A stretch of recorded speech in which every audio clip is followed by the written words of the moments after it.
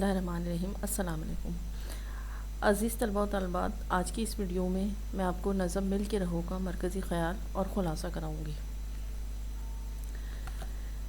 سب سے پہلے مرکزی خیال، آپ نے مرکزی خیال اس طرح سے لکھنا ہے کہ کاپی اور پینسل یا پین اپنے ہاتھ میں لے لیجئے۔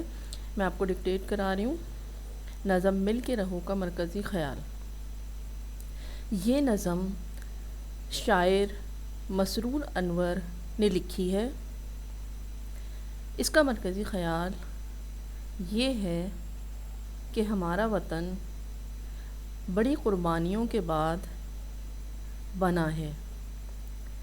ہمیں ایک قوم بن کر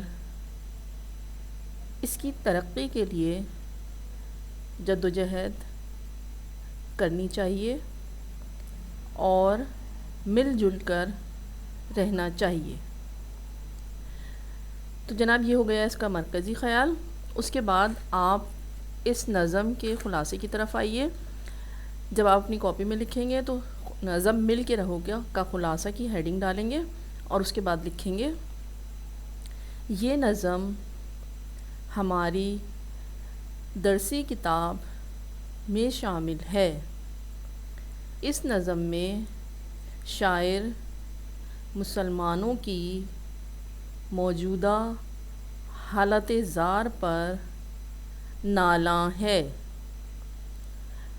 اور مسلمانوں کو تلقین کر رہا ہے کہ وہ اپنے آپ کو برائی، بے دینی اور بے راہروی سے آزاد کریں اور ایسی تمام عادات و اطوار چھوڑ دیں کہ جو ان کی رسوائی اور اللہ کی ناراضگی کا سبب بنے۔ شاعر کہتا ہے کہ اگر تفرقے میں پڑے تو بکھر جاؤ گے اور دنیا میں ٹھکانہ نہیں ملے گا۔ ضرورت اس بات کی ہے کہ تمام عالم اسلام کے مسلمان آپس میں محبت اور اخوت سے رہیں، اپنے آباء و اجداد کی طرح سچے اور پکے مسلمان بنیں تاکہ اللہ ان پر رحم کرے اور وہ ایک بار پھر دنیا پر اسلام کا پرچم سر بلند کر دیں۔